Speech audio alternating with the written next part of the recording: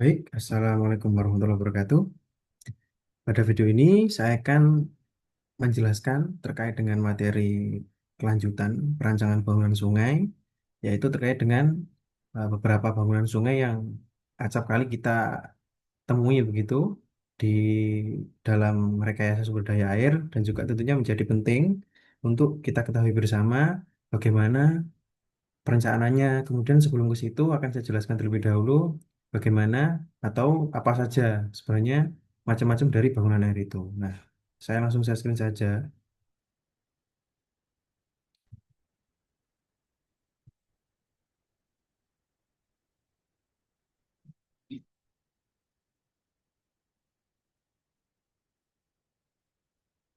Oke. Nah, jadi kalau kita klasifikasikan ya berdasarkan pada fungsinya, nah ada beberapa macam bangunan sungai yang nanti pada minggu sekarang ini dan juga pada minggu depan sebelum kita melaksanakan evaluasi akhir semester atau sebelum perkuliahan ini selesai akan kita bahas bersama.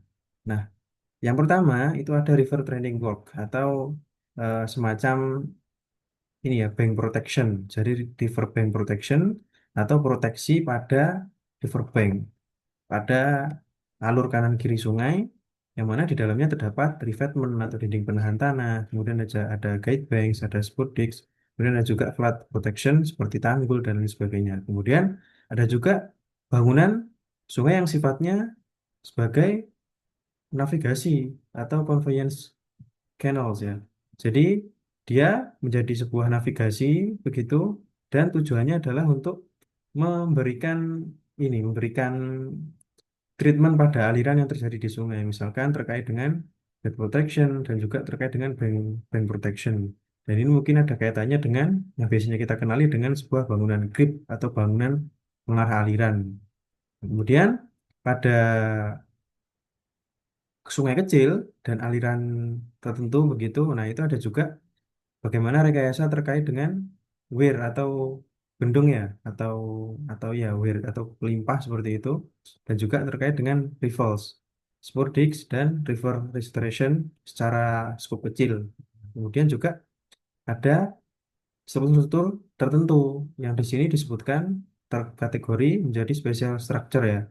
Ada fish species atau tangga ikan yang mana di sini menjadi penting misalkan dalam suatu sungai yang di situ aktif menjadi menjadi sebuah habitat yang sangat banyak dari sebuah spesies ikan misalkan atau keperluan navigasi ikan salmon misalkan untuk keperluan reproduksi dan lain sebagainya itu memerlukan yang namanya fish species ini juga terkait dengan score protection di sebuah pilar misalkan pilar jembatan pada konteks ini. Kemudian ada juga terkait dengan use of special materials ya. Jadi ada dari Cloudstone misalkan dia sebuah em, itu batu yang di grouting gitu dan juga terkait dengan gabions ataupun juga untuk rekayasa dinding seperti itu. Nah, ini tergantung pada fungsinya nanti.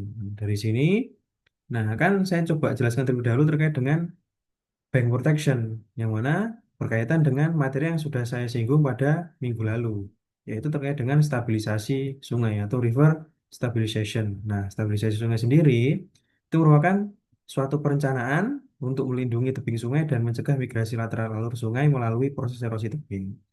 Nah, sebagaimana yang kita sudah diskusikan pada minggu lalu, bahwasanya memang pada kondisi-kondisi tertentu, baik itu pada sungai yang dia lurus maupun juga relatif berkelok-kelok atau pada meandering river, itu memang di situ berpotensi terjadi gerusan, terutama di bagian belokan luar ya atau outer bank. Nah, seperti yang kita lihat pada gambar ini, nah biasanya di situ juga diberi rekayasa. Misalkan contohnya ini adalah sebuah dinding penahan tanah dari bronjong, bronjong yang diberikan kawat seperti itu. Nah, biasanya untuk perhitungan atau metode pendekatan stabilisasi sungai ini itu ada dua yang sering kita gunakan ya. Yang pertama itu ada memperkuat tebing sungai dan juga mereduksi gaya-gaya hydrodynamic. Jadi memperkuat tebing sungai ya ini tadi contohnya dengan kita membuat sebuah rekayasa pada dinding sehingga harapannya nanti dengan tebing sungainya sudah diperkuat mempunyai retensi ataupun juga perlawanan ketika di sini terjadi sebuah aliran yang relatif lebih ekstrim daripada aliran normal seperti itu. Dan juga terkait dengan reduksi gaya-gaya hidrodinamik, itu kita juga bisa mereduksi, misalkan dengan cara kita lakukan pengendalian pengendalian arus dengan bangunan pengendali arus ataupun kita kenal biasanya dengan sebutan sebuah bangunan grip untuk menara. Jadi ada hakikatnya nanti ketika sebuah alur sungai di hulunya sudah dilakukan pengendalian seperti itu nanti akan relatif lebih ini ya, lebih stabil pada kondisi-kondisi di mana di situ relatif terjadi atau cenderung terjadi erosi. Nah, kemudian ada juga saya singgung sedikit terkait dengan proses erosi tebing ya. Proses erosi tebing ini berkaitan erat dengan migrasi lateral. Nah, kemudian erosi tebing ini merupakan hasil dari aliran air pada sungai yang bekerja sebagai gaya aktif pada tebing sungai yang bertemu dengan gaya pasif dari material tebing sungai untuk menahan gerakan aliran. Nah, kemudian untuk kejadian erosi itu biasanya ini terjadi pada atau terjadi akibat gaya-gaya hidrodinamik yang bekerja pada tikungan sungai juga terjadi pada ini scoring yang terjadi pada ujung gitu. Nah, ini sebagai contoh saja ya. Jadi misalkan ada ilustrasi sebuah aliran sungai ini kita dapat cross sectionnya begitu. Nah, dari sini mungkin secara stabilisasi sungai akan bentuk sebuah ini ya, untuk sebuah eh, atau ini biasanya kalau kita kenal itu diagram kelongsoran, cuman bukan bukan mendekati ke arah sana, tapi kita sebut saja secara sederhana itu adalah sebagai sebuah failure surface gitu ya. Jadi ada selapis dengan ketebalan tertentu itu dia secara material memang ini karena dia sifatnya non kohesif ya. Jadi dengan adanya aliran sungai dengan debit tertentu sehingga menimbulkan gaya-gaya hidrodinamik dengan force tertentu sehingga nanti di sini akan dapat mengancam kestabilan dari riverbanknya. Nah, untuk kohesif bagaimana? Nah, kohesif ini pasti akan ada diagram keruntuhannya ya. Diagram keruntuhannya, di mana di situ dia nanti akan terjadi keruntuhan apabila memang terjadi force yang relatif besar. Nah, kemudian ada stratified bank gitu ya. Di sini ada semacam fenomena piping dan juga ada juga terkait dengan block failure yang mana di eh, ini ketika ada air keluar dari tanah dari riverbank menuju ke sungai, di situ di tertutup oleh atau terkendala atau tidak bisa langsung teralirkan oleh material-material, misalkan di sini sudah ada rekayasa rep, riprap atau lain sebagainya. Nah ini contoh ini ya rekayasa perubahan kemiringan tebing sebagai stabilisasi sungai begitu. Nah, ini kita bisa lihat, nah, ini prep ya seperti ini. Jadi, merupakan sebuah bangunan yang mana di situ terdiri dari gradasi batuan-batuan yang relatif besar. Nah, di situ nanti fungsinya secara gradasinya, kemudian juga secara gaya beratnya, dia nanti diharapkan mampu untuk menjaga kestabilan dari sebuah riverbank seperti itu. Nah, ini juga ilustrasi terkait dengan drainase bawah tanah karena memang bagaimana karakteristik tanah ya terkait dengan kejenuhan misalkan. Nah, di sini juga berpotensi pada atau berimplikasi maksud saya berimplikasi pada bagaimana kestabilan tanah pada riverbank ini. Nah, di situ sehingga nanti perlu direkayasa. Nah, misalkan masuk ke topik yang pertama ya. Jadi, saya terlebih dahulu terkait dengan bagaimana perkuatan tebing dengan menggunakan riprap. Nah, jadi eh, pada pada perencanaannya, metode perkuatan tebing itu dapat dilakukan dalam rangka memperkuat tebing terhadap erosi. Prinsipnya seperti itu. Nah, biasanya metode yang sering digunakan adalah menggunakan riprap atau batu ukuran besar yang tidak mudah digerakkan atau dipindahkan oleh tebing sungai. Nah, selain menggunakan riprap, metode lain adalah menggunakan vegetasi, bronjong atau gabion biasanya istilah lainnya. Kemudian penggunaan blok beton, batu isian ini ya, soil semen, atau istilah-istilah lainnya seperti itu. Nah, biasanya secara ekonomi untuk ukuran dan jumlah yang diperlukan, riprap paling sering digunakan untuk bendungan tebing. Nah, karena memang secara pengaplikasian relatif lebih mudah, secara ekonomi atau dari segi biaya juga bisa dibilang murah gitu. Nah, riprap juga dinilai fleksibel, kerusakan mineral yang terjadi lebih mudah diperbaiki dengan menambahkan batu lainnya untuk mengganti daerah yang mengalami kerusakan dan pelaksanaannya juga mudah. Nah, kemudian pelaksanaan konstruksi tidak rumit ya, hampir sama dengan kalimat sebelumnya dan tidak memerlukan alat berat yang sangat kompleks. Seperti itu. Nah, faktor-faktor yang harus diperhatikan dalam pelaksanaan konstruksi riprap, nah, yaitu terkait dengan kecepatan aliran atau tegangan geser pada lokasi riprap. Nah, karena ini berfungsi juga terkait dengan, nah nanti sudah dipasang riprap di situ, nah ternyata malah terbawa ya batunya kan, kan berarti malah ini, malah menambah suplai bed load transport nanti kan jadinya kan. Nah, kemudian terkait dengan kemiringan tebing sungai yang akan dilindungi, ini juga ada kaitannya dengan kestabilan lereng, begitu ya, kestabilan riverbanknya. Nah, kemudian terkait dengan density atau rapat massa dari material batu tersebut. Nah, kemudian bagaimana sudut geser dalamnya atau angle of repose-nya itu seperti apa dari material batu yang tergantung pada bentuk dan angularity dari batu. Nah, kemudian bagaimana durabilitas batu dari jenis batuan apa? Nah, seperti itu. Kemudian juga terkait dengan tebal lapisan reverbnya, itu berapa. Kemudian filter yang diperlukan antara lapisan reverb dan tebing sungai supaya air mengalir di antaranya, tapi tidak dapat mencegah erosi, tapi dapat mencegah erosi yang terjadi melalui lapisan reverb. Jadi, karena di belakangnya reverb itu merupakan tanah asli atau tanah dasar begitu. Nah, di situ nanti apabila terjadi hujan, yang mana jatuh pada tanah di sekitarnya. Nah, pasti nanti juga akan terjadi supply melalui melalui ini ya, melalui atau melalui aliran bawah tanah ya. Jadi nanti akan ada supply dari sisi tebing atau sisi riverbank, baik kanan atau kiri. Nah, itu nanti airnya keluar, akan keluar, akan keluar menuju ke sungai. Nah, di situ nanti kalau tidak dibuat semacam filter atau apa, nah di situ akan berakibat pada ketidakstabilan. Nah, maka dari itu perlu dibuat filter yang mana secara konsep itu dia punya gradasi yang lebih halus ya daripada batuan riprap, namun lebih kasar atau relatif lebih besar-besar daripada tanah dasar atau tanah yang berada di belakang riprap atau di belakang filter itu. Prinsipnya seperti itu. Nah, kemudian stabilisasi juga dilakukan pada kaki atau toe atau ujung bawah tebing sungai. Nah, karena di situ rentan terjadi yang namanya penggerusan pondasi ya atau ini erosi di dasar. Nah, kalau di dasarnya erosinya sudah tidak terkontrol lagi, kalau di dasar sudah terancam seperti itu, maka akan mengancam struktur atasnya. Nah, struktur atasnya bisa jadi tidak stabil sehingga nanti terjadi kegagalan struktur dan seterusnya.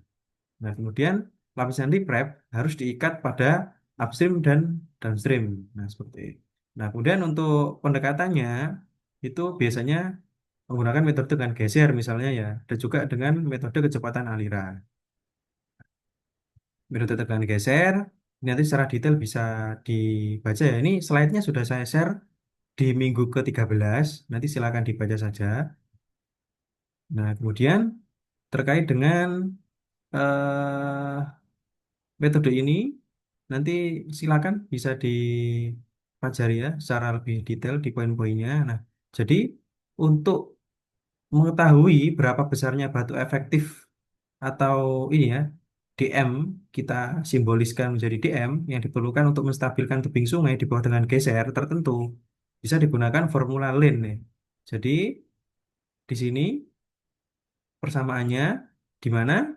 Di sini di bagian pembilangnya itu berapa besar tegangan geser yang terjadi di situ. Nah, kemudian juga ada parameter-parameter lain, misalkan sudut kemiringan tebingnya berapa, kemudian angle of repose dari batuannya seperti apa, ada juga nilai kritis shieldnya seperti apa. Ini kan sudah kita pelajari pada pertemuan sebelumnya. Gitu. Nah, nanti dari situ bisa diperoleh berapa besarnya nilai ini ukuran efektif batu yang bisa digunakan.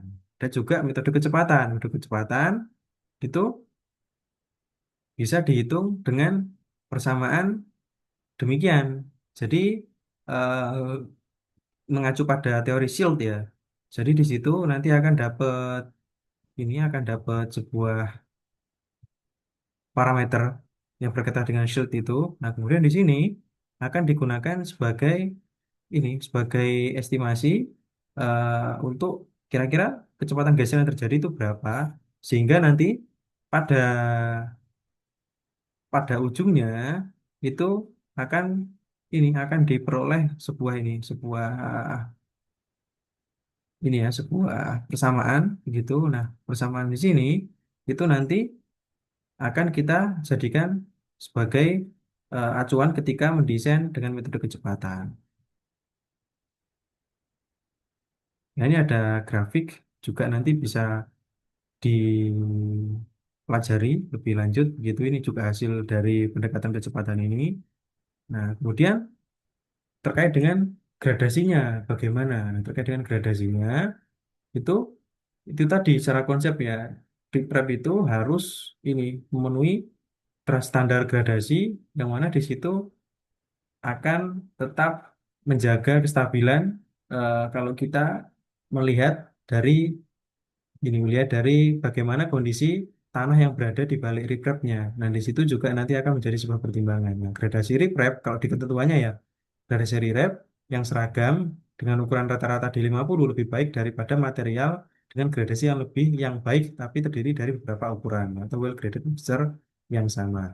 Nah, dengan dimensi di 50 yang sama dari atas ke bawah, maka pada bagian bawah kecepatan aliran berkurang di mana sebenarnya tidak diperlukan dimensi batu seperti yang di atas, seperti bagian atas. Nah, kemudian pada riprap dengan material yang well graded mixture, beberapa material yang lebih kecil atau sampai dengan di 50 dan juga yang lebih besar akan diangkut oleh kecepatan aliran yang tinggi. Gitu. Nah, kemudian oleh karena hal tersebut, nah ukuran batu yang mewakili kondisi di atas harus lebih besar.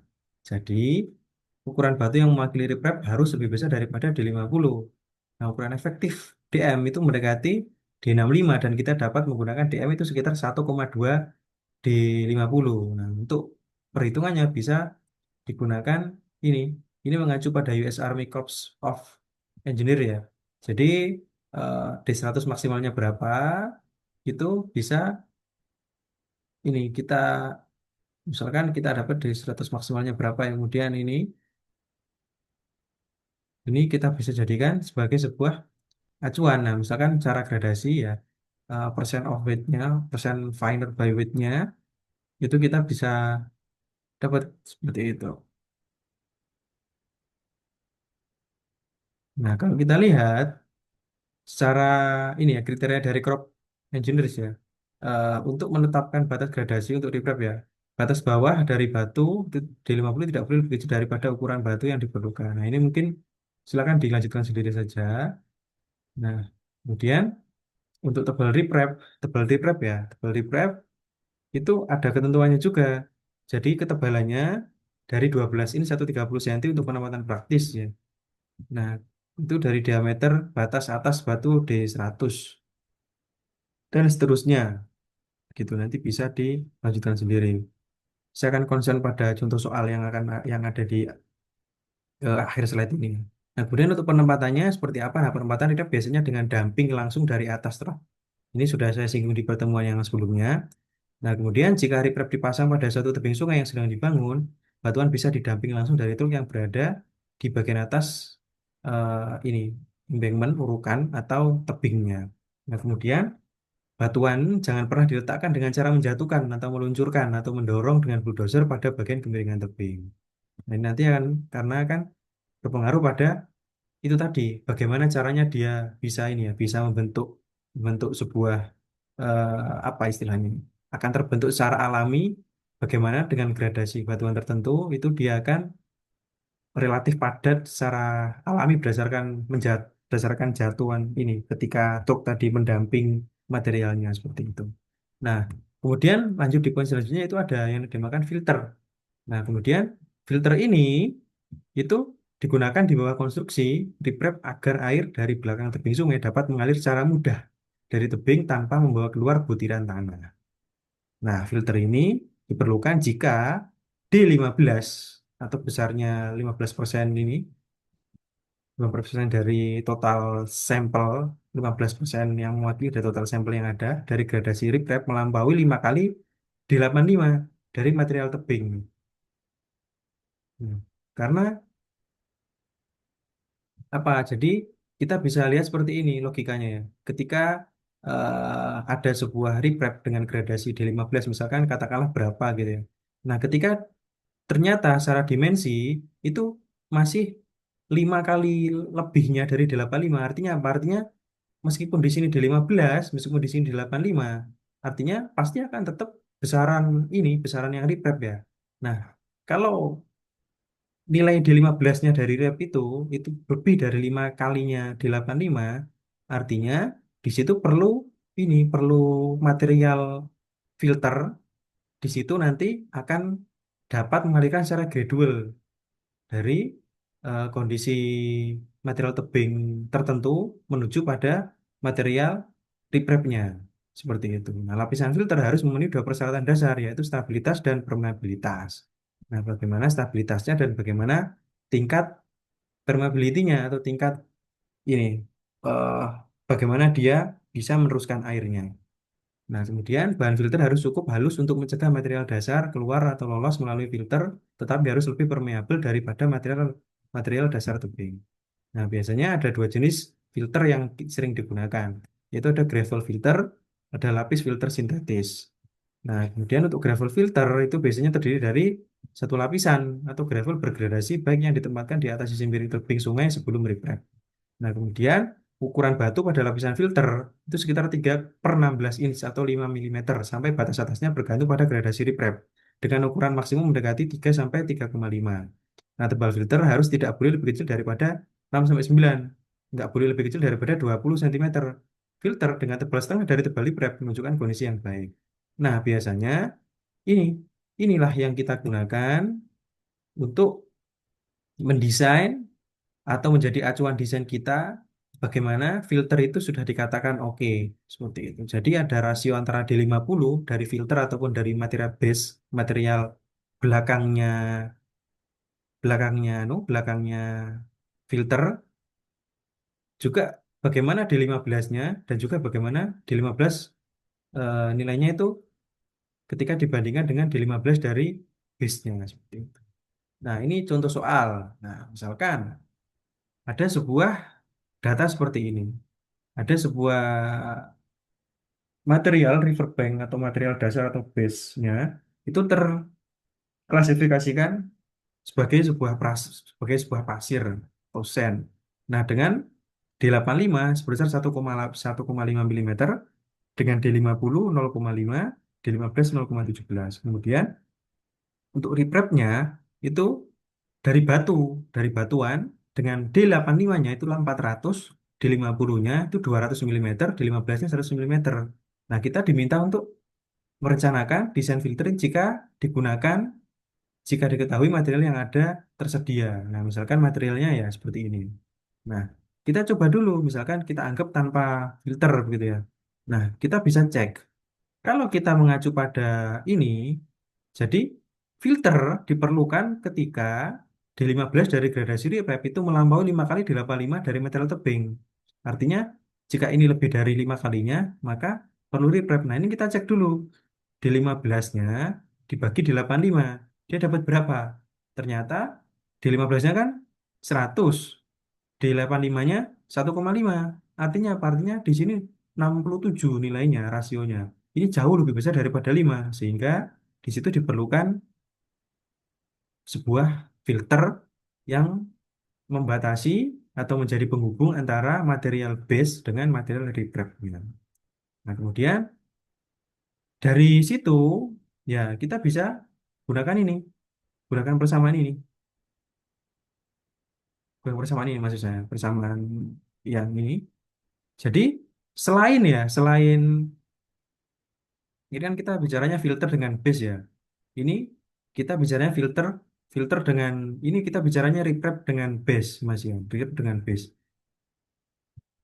Nah, kalau ini kita juga bicara terkait dengan filter dengan base-nya. Kemudian di sini itu filter riprap dengan filter. Artinya filter itu tadi karena memang fungsinya dia ini ya. dia diletakkan di antara material base dan juga material riprapnya, sehingga reaksi atau interaksi antara filter dan juga material base-nya, filter dan material riprapnya itu perlu diperhitungkan, jadi perlu disendiri-sendirikan.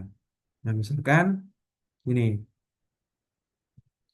kalau kita lihat kemudian ya, rasio D15 dari riprap dan base-nya itu kita bisa lihat ternyata 600 ya, sangat tinggi sekali. Nah, itu jauh lebih besar daripada 40 seperti itu.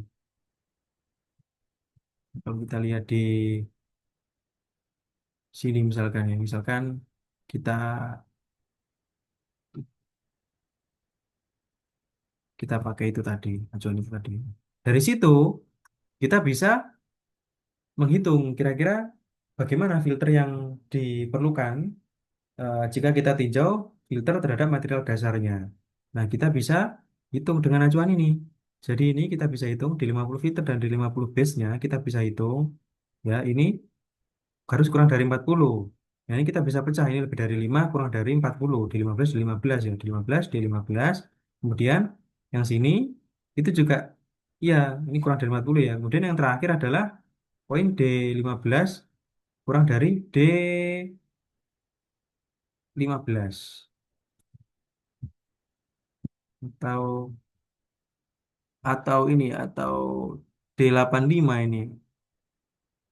D85 coba kita lihat besarnya aja.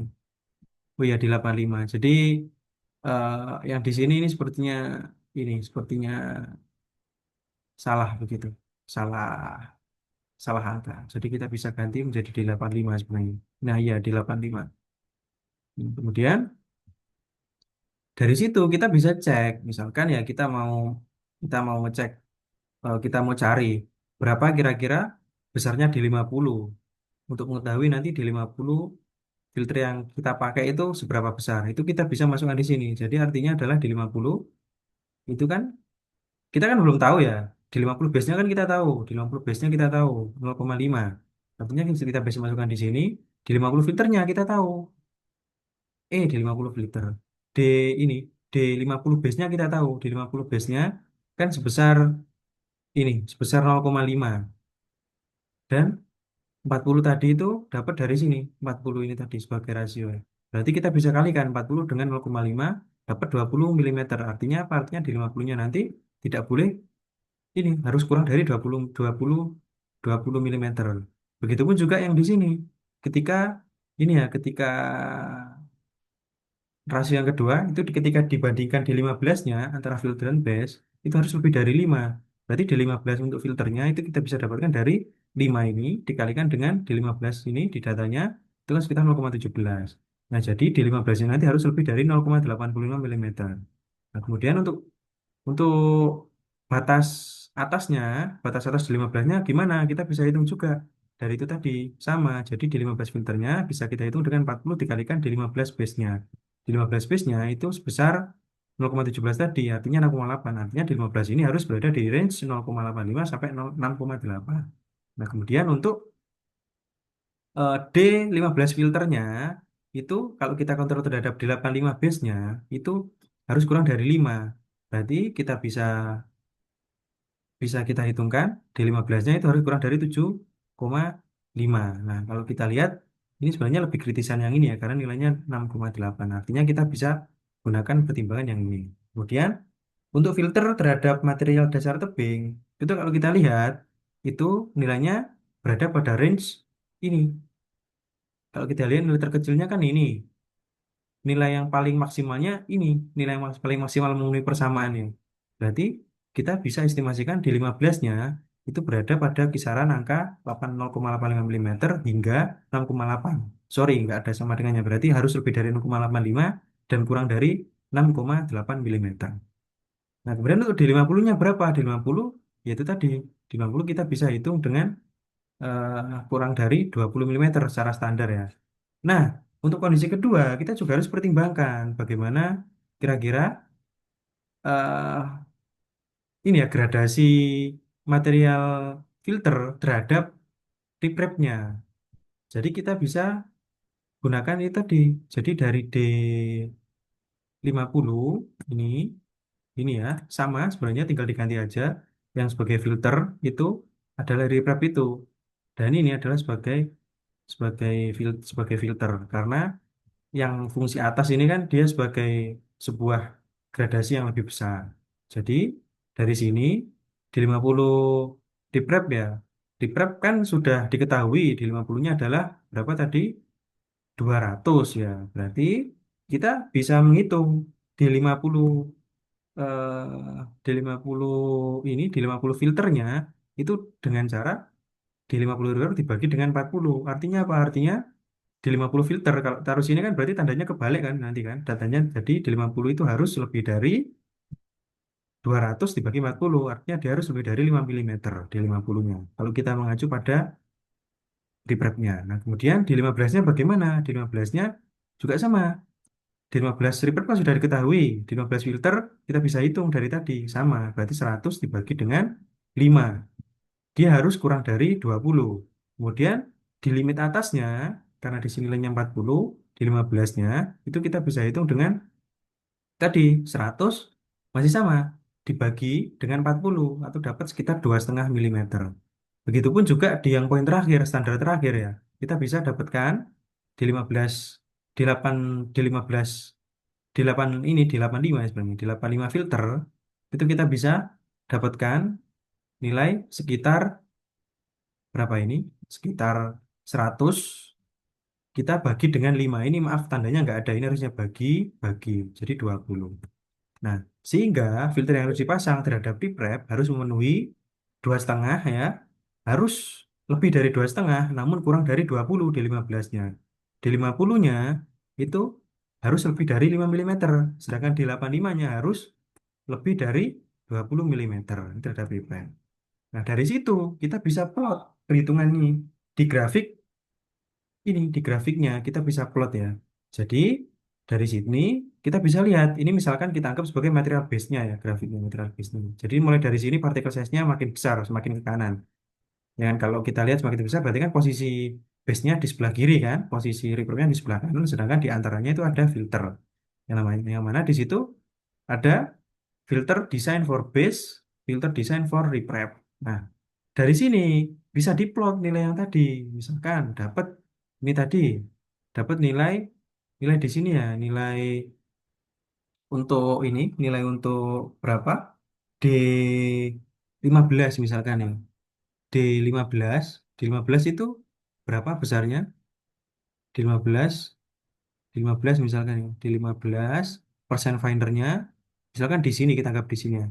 Artinya apa? Artinya di sini garis yang mau ini kita bisa tandai. Jadi dia harus ini berapa ini nilainya ini? Kurang dari satu ya. Mungkin sekitar 0,85 tadi yang kita dapat di 15-nya kan dia harus lebih dari 0,85 kan? Mungkin 0,85 kalau kita plot. Nah, dia harus bisa kurang dari berapa ini kalau kita lihat di sini?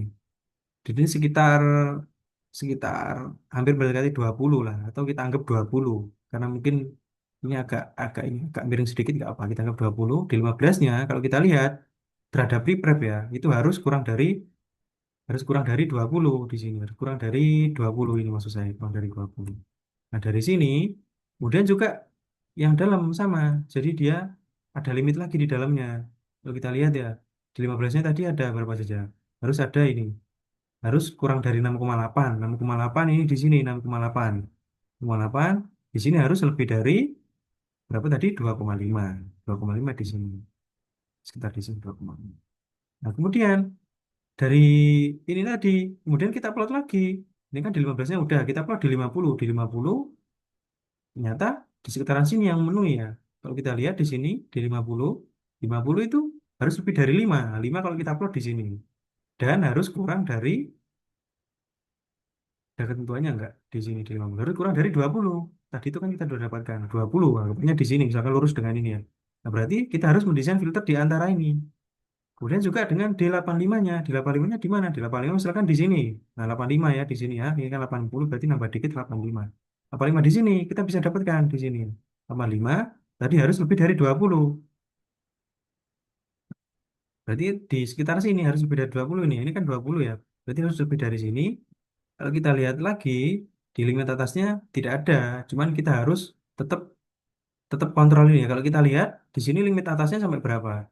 Ini 20, 30, 40 masih di sini ya 40 ya. Nah, ini mungkin kita bisa gunakan di sini. Jadi area yang bisa kita gunakan adalah ini, area di sekitar ini ya, yang kita arsir ya, kita arsir ini tadi. Hmm. Jadi kita dapat titik 1, 2, 3, 4 dan 5 dan 6 di sini misalkan dan 46. Kita bisa gunakan nilai filter yang kita bisa aplikasikan di lapangan itu berdasar pada plot ini tadi. Artinya apa? Misalkan di 85 ya, berarti kita bisa gunakan 40 atau 20 sesuai ini tadi. Kemudian untuk di 50 kita bisa kita dapat kita bisa gunakan nilai ini tadi. Nilai di 50 misalkan ya, di 50-nya kita dapat di antaranya ini 10 misalkan. Nggak apa-apa kita dapat 10 asalkan dia lebih dari berapa ini tadi 6,8 misalkan 2,5 sampai kurang dari 20. Nah, kemudian untuk di 15-nya kita bisa dapat di sini antara ini. Antara ini berapa? Yang memungkinkan ini tadi kan 2,5 di sini sekitar 6,8 ya kalau nggak salah tadi ya. Ya betul. Nah, berarti kita bisa desain di antara itu. Nah, nanti dari desain yang sudah dibuat ini tadi, nah ini nanti berdasarkan perencanaan ini nanti filternya bisa digunakan untuk ini sesuai dengan kondisi pada data yang diberikan ini.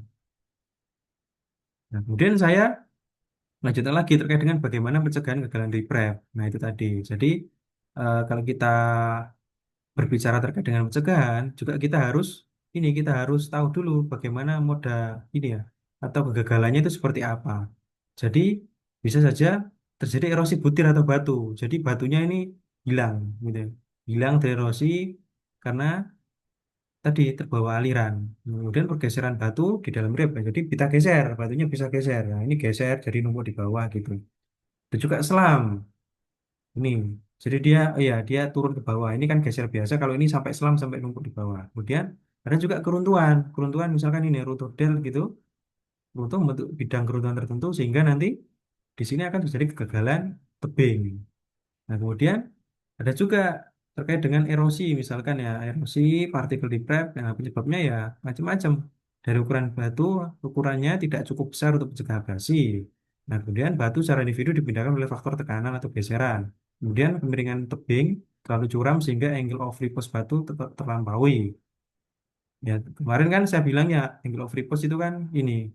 Kalau secara sederhana, itu kita bisa ibaratkan seberapa besar dia stabil ketika disusun menjadi sebuah segitiga. Jadi sudutnya itu nanti, sudut dari segitiga itu kita gunakan sebagai ini tadi, angle of repose atau sudut geser dalamnya, gitu. Nah, kemudian bagaimana gradasi riprap terlalu seragam. Jadi dia tidak bisa mengisi celah-celahnya karena terlalu seragam tadi.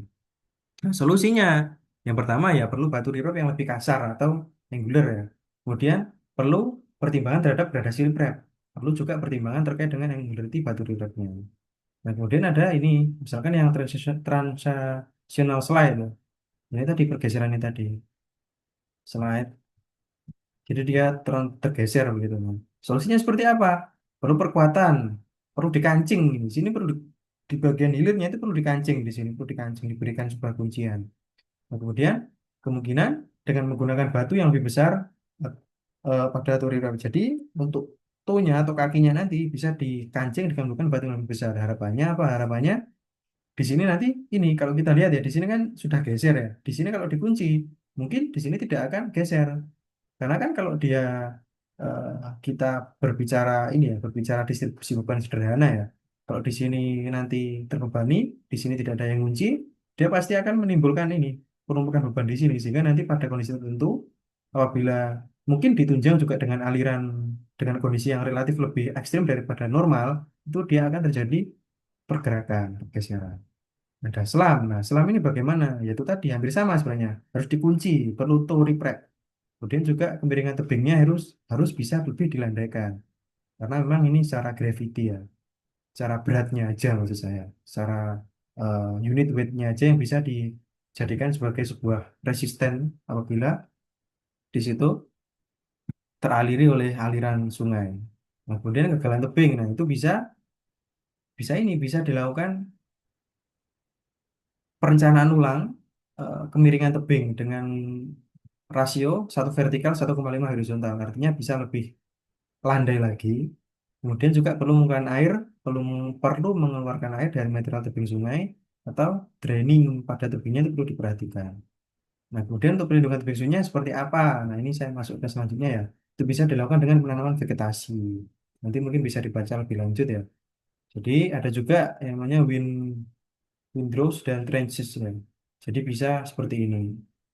Itu juga menjadi sebuah opsi ya. Dan juga launching seperti ini. Dan juga istilah yang namanya shake and block ya. Jadi dia bisa diaplikasikan seperti ini. Jadi itu protection seperti ini. Pada ini untuk mengakomodasi adanya erosi ya, misalkan atau kita sebut dalam istilah lain menjadi sebuah scoring atau kedalaman sebuah medan. Bisa juga sebuah gabion atau di slide awal tadi yang sudah saya tunjukkan ya. Itu bisa seperti ini. Gabion atau juga matris ya, seperti ini. Kemudian ada juga rekayasa lain, misalkan ini dia articulated concrete matrix. Jadi dia pakai konkrit, di anchor dia ya. Kemudian di sini ada kabel rootnya, di sini ada ini, ada kata lain di sini ada juga ini. Misalkan telah sudah jadi scoring ya, di sini kan hilang gitu. Nah dia nanti akan relatif turun gitu. Ini ada steel cable ini. Nah, ada juga soil semen, bisa seperti ini. Ada juga retaining wall. Nah, bisa pakai macam-macam. Bisa pakai concrete wall, masonry wall, bisa pakai gabion wall, creep wall misalkan ya. Atau juga terkait dengan ini kaisong. Nah, seperti itu. Dengan konstruksi dari konkrit tertutup yang mana di dalamnya diisi dengan rabel ini ya, atau batu-batuan armor seperti ini. Nah, ada juga DPT, ini nggak asing pastinya ya kalau lihat seperti ini di mekanika, sorry, di timbunan ya, di timbunan kalau nggak salah dapat ini, dapat bagaimana perencanaan DPT di timbunan tanah yang baik.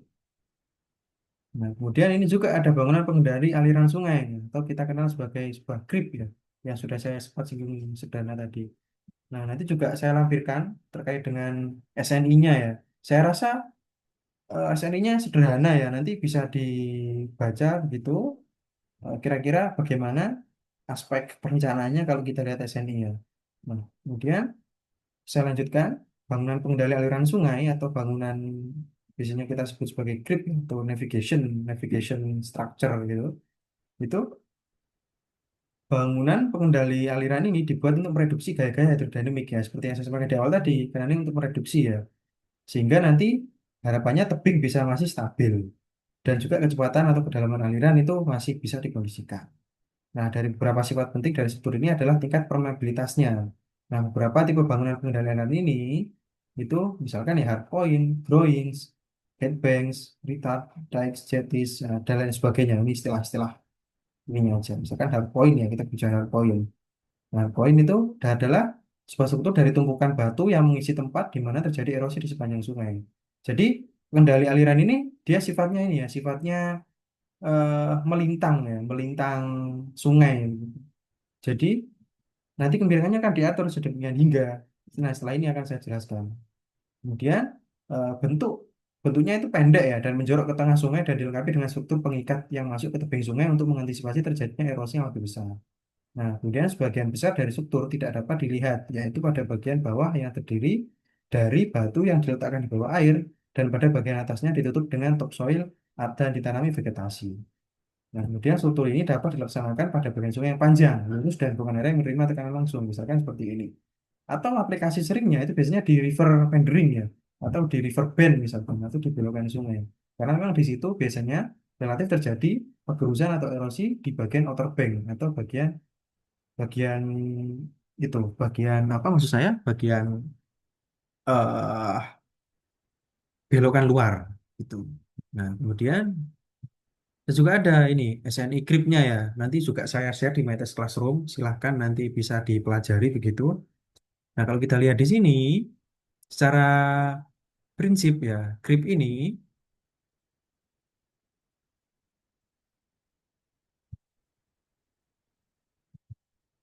Ini langsung saya skip aja. Nah ini, jadi grip ini berfungsi sebagai pelindung tebing, kemudian sebagai pengarah aliran untuk membelokkan aliran atau pengarahnya yang tadi untuk memperbaiki alih nyaman sungai. Nah, prinsipnya seperti itu. Nah, kemudian untuk aspek-aspeknya apa saja yang perlu diperhatikan?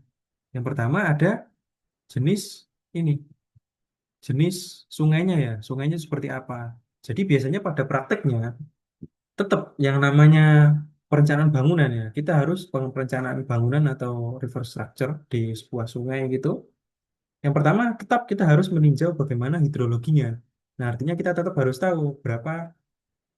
Misalkan kita berbicara grip, kita misalkan berbicara debit desain dulu. Nah, dari debit desain itu harus kita konversi dulu menjadi sebuah misalkan dengan rating curve tertentu kita dapat berapa tinggi muka airnya di situ ya. Nah, tinggi muka air ini menjadi penting karena kita bisa tahu, kita bisa mengeset seberapa tinggi gripnya, grip yang kita rencanakan itu sesuai dengan tinggi muka air banjir itu. Nah, kalau itu sudah tahu nanti bisa digunakan sebagai patokan.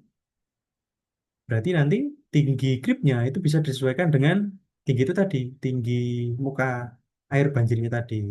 Atau bisa dilebihkan dengan itu ya, tinggi sekian. Biasanya misalkan ketemu sebuah debit banjirnya berapa, setelah di rating curve kan itu biasanya tidak dapat bulat berapa gitu. Misalkan tidak dapat tinggi muka air banjirnya itu tidak dapat bulat. Nah, itu biasanya agak dibulatkan juga menjadi tidak masalah. Yang artinya nanti di situ tetap berfungsi sebagai sebuah krip atau bangunan pengarah aliran. Hmm. Ini bisa dipelajari lebih detail nanti ya. Ada aspek jenis sungai, geometri sungai, geoteknik sungai, hidrograf sungai, itu tadi kaitannya dengan hidrologi. Ada aspek juga hidrolika sungai, dan juga angkutan sedimen sungainya. Nah, kemudian juga terkait dengan lain-lain ya. Misalkan kalau kita lihat ini, misalkan ya, untuk jenisnya ya, kita bisa lihat, misalkan untuk jenis krip pasangan batu, itu secara bahan ya ada dibangun menggunakan batu kali setempat untuk peruntukannya untuk sungai dengan kondisi atau dengan lebar yang relatif sedang dan kecil gitu. Sesuai untuk lokasi agar mudah didapat batu pecah. Kemudian blok beton itu material dari beton. Ini untuk kondisi yang berarus deras karena memang di situ daya rusaknya tinggi ya kalau berarus deras ya sehingga perlu digunakan material lain. Kemudian tiang pancang misalkan juga bisa tiang pancang itu. Nah, itu untuk bagian yang berlalu tidak deras. Nah, biasanya tiang panjang yang di sini bisa saja kalau beton ya. Cuman misalkan mungkin kalau dia menggunakan beton bisa saja digunakan di bagian yang memiliki arus deras. Seperti itu. Nah, kemudian ada juga dari rekayasa sudah dibuat itu biasanya juga bisa dilakukan sebuah pengujian model fisik ya, pengujian model ya. Baik itu secara fisik ataupun secara kalau sekarang kita sudah banyak software yang bisa kita gunakan ya. Jadi kita bisa mensimulasikan kira-kira dengan perubahan yang semula sungainya itu normal, itu diberikan sebuah grip gitu. Nah, itu kira-kira bagaimana nanti gini dampaknya. Nah, kemudian untuk sudutnya, nah ini tadi. Nah, saya ingin tunjukkan dulu bagaimana kira-kira sketnya ya. Nah, ini misalkan sketnya. Jadi misalkan ada sebuah aliran dari sini ya. Di belokan luar ini kan kalau kita lihat kalau alirannya dari sini kan ini kan berupa belokan luar berarti ya. Nah, di sini biasanya relatif terjadi erosi sehingga di situ perlu dipasang sebuah grip, pasang sebuah grip dengan ini kemiringan tertentu ya. Di sini juga misal. Sebagai contoh saja, di sini dan di sini. Nah, di situ kita bisa mengacu pada sini. Jadi misalkan pada bagian yang lurus gitu ya. Itu kita bisa rencanakan sudut sumbu gripnya terhadap arah vertikal ya itu sekitar 10 sampai 15 derajat. Untuk belokan luar itu sekitar 5 sampai 15. Begitupun juga untuk belokan dalam. Itu lebih kecil lagi yaitu 0 sampai 10 derajat. Nah, kemudian untuk hubungan antara panjang dan jarak grip itu kita bisa dapatkan di sini. Misalkan ini nilai jarak ya, jarak gripnya seberapa seberapa ini seberapa jarang atau jaraknya gripnya. Itu kita bisa dapatkan ini. Untuk bagian lurus itu kita bisa dapatkan nilai D-nya itu 1,7 dikurangi 2,3 L. Nah, kemudian untuk bagian golongan luar itu ini 1,4 ini tinggal dimasukkan aja untuk belokan dalam seperti ini. Ini mungkin untuk ini ya dari sebuah pendekatan begitu sehingga di generate bersamaan seperti ini. Nah, untuk panjang gripnya itu ada beberapa hal yang perlu diperhatikan ya. Yang pertama adalah bagaimana keadaan dan posisi tebing sungai yang ada dan tebing sungai yang dikendaki serta lebar sungai dan jarak antara grip yang dikendaki. Nah, jika L-nya atau panjang gripnya dan lebar sungainya dan B lebar sungai, maka L per B pada umumnya itu adalah rasionya 10%. Jadi lebar sungainya itu tidak lebih dari 10% memakan lebar dari sungainya. Biasanya seperti itu. Kurang lebih 10 persenan. Jadi dari desain, misalkan kita punya sungai dengan panjang, katakanlah 15 meter begitu ya. Nah, berarti nanti gripnya cukup kita gunakan 1,5 pada umumnya. 1,5 itu sejarak berapa? Misalkan pada kondisi belokan luar. Nah, artinya L-nya tadi kita bisa masukkan 1,5 kalikan 1,8, ini menjadi pengurang daripada 1,4. Nah, jadi di situ nanti bisa didapat kira-kira nanti jaraknya berapa seperti itu. Nah, ini mungkin kalau nilainya 1,5 terlalu ini ya, terlalu besar ya, terlalu besar. Jadi ini nanti yang malah minus. Nah, mungkin L-nya bisa diperkecil sehingga nanti persamaan ini tetap pada pada ini ya, pada nilai yang positif seperti itu.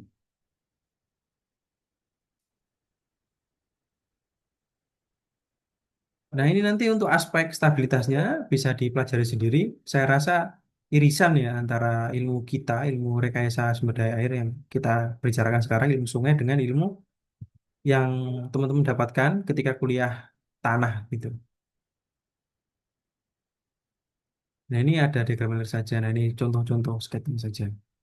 Nah, kita bisa lihat ya di sini misalkan dengan keringkan berapa gitu nanti dapat desain yang cocok sesuai dengan kondisi yang ada di lapangan seperti itu. Misalkan ini kita hanya pakai grip tiang panjang kayu ya. Jadi nanti artinya apa? Di sela-selanya tetap aliran akan tetap tetap, tetap ini tetap tetap tetap terlalu ya, tetap apa tetap lewat gitu ya. Cuman karena di sini masih ada ini masih ada efek ini ya, efek kontraksi ya kita bisa bilang seperti itu akibat adanya kayu ini sehingga nanti tetap ini menjadi sebuah apa, ya, halangan begitu. Nah, jadi nanti di sini tetap akan terjadi reduksi kecepatan sehingga nanti di sini mungkin bisa saja erosi tapi tidak sebanyak ketika sebelum dibangun ya. Kemudian di baliknya nanti akan relatif cenderung terjadi sedimentasi. Nah, misalkan saya kasih sketch ya, saya kasih ilustrasi ya. Misalkan ada sebuah belokan seperti ini. Nah, area-area di sini karena sudah diarahkan seperti ini ya, di sini tuh mungkin akan terjadi erosi ya. Yang di sini jumlahnya mungkin tidak lebih besar daripada sini. Nah, namun di area baliknya sini, di sekitaran sini, dia nanti akan cenderung mengalami sedimentasi. Nah, di sini nanti yang perlu dilakukan maintenance seperti ini, dilakukan pengerukan dan lain sebagainya sehingga nanti secara kapasitas sungai tidak termakan banyak gitu. Nah, ini contoh lain, misalkan ada juga yang pakai bronjong kawat misalkan ya. Ya tetap bisa pakai bronjong kawat ya. Ini atau pakai pasangan batu kali. Jadi dia batu kali diberi pasangan gitu. Nah, ini contoh-contoh lainnya saja. Nanti bisa dipelajari sendiri. Nah, dari video ini mungkin sudah bisa saya cukupkan ya.